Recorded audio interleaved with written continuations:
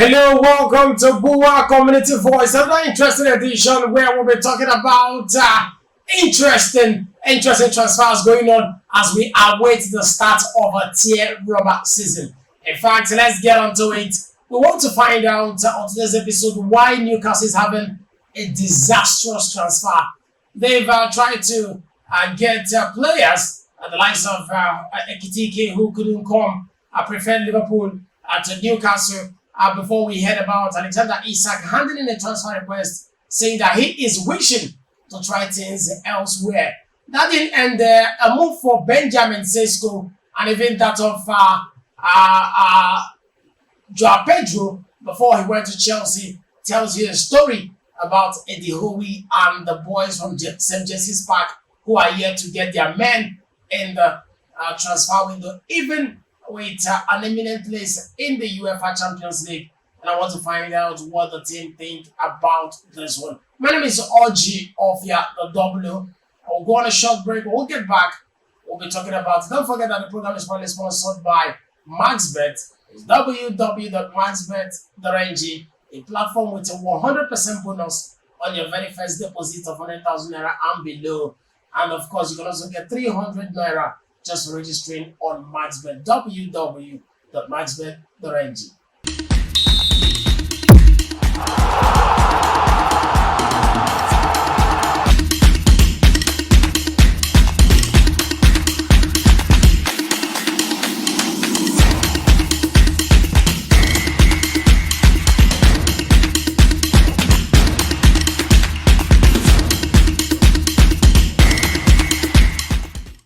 Welcome back. It's still Bua Community Voice. My name is Oji of the W. The program is probably sponsored by MaxBet. MaxBet are the proud sponsors. It's www.maxbet.ng to be a part of something beautiful. 300 naira just for registering, and there is a 100% on your very first deposit. Yes, you heard it right.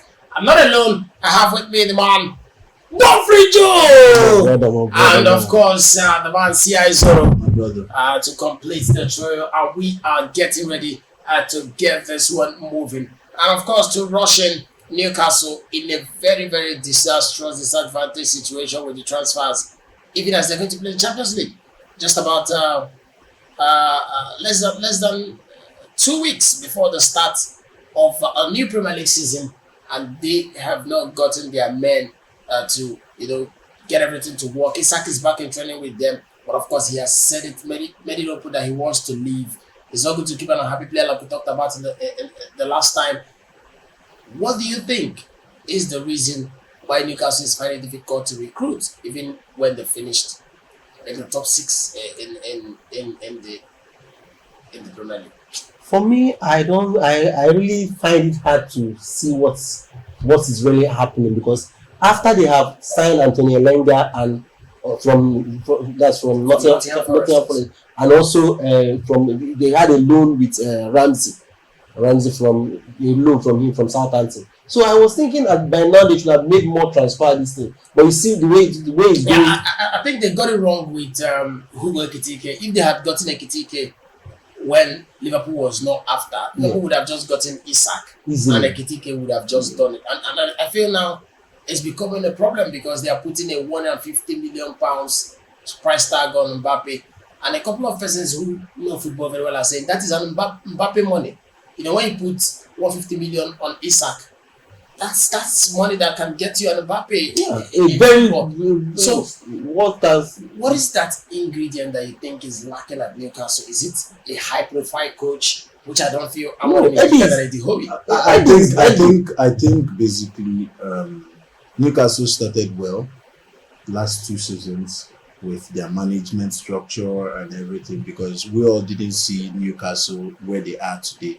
They started growing from the bottom, and then they got to where they started building that, even in disbelief and the rest of them. So I think what is going on right now is still something I would attribute to the management at the top level, the owners of the club.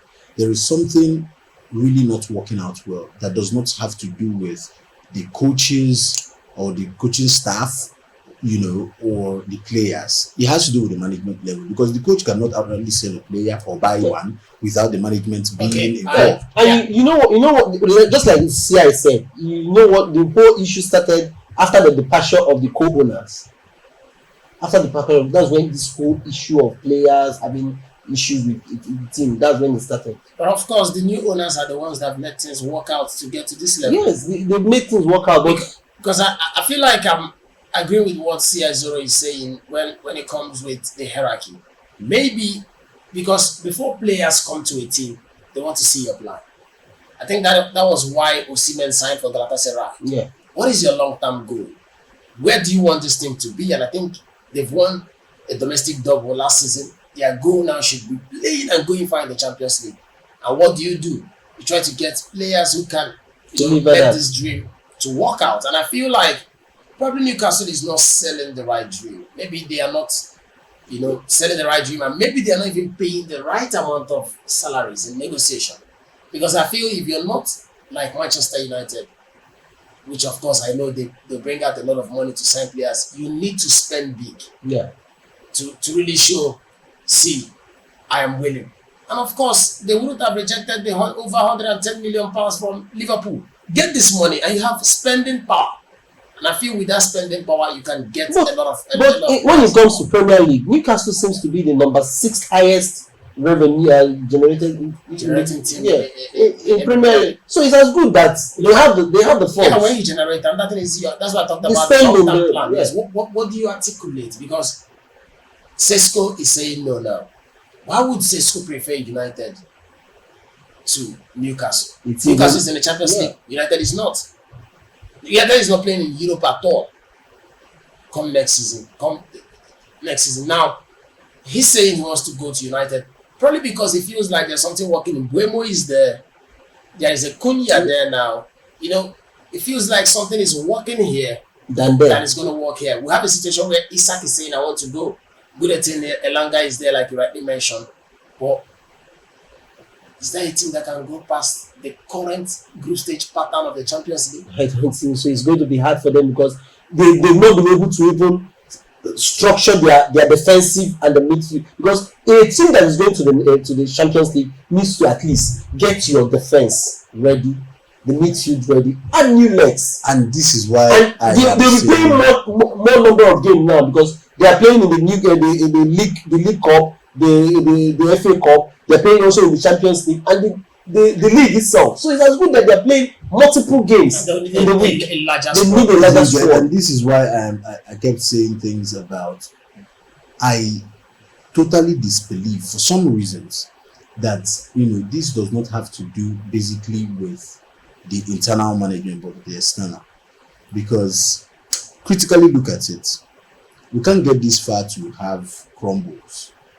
As a coach, I can't get this far to have crumbles, and by crumbles, an unguaranteed, sale for the next move. You get, for me to buy, or for me to move or remove, I beg your pardon, has to do with the management. So I am bringing a proposal. This is what we want, and the management to say no, I don't like this proposal. This will not work this way.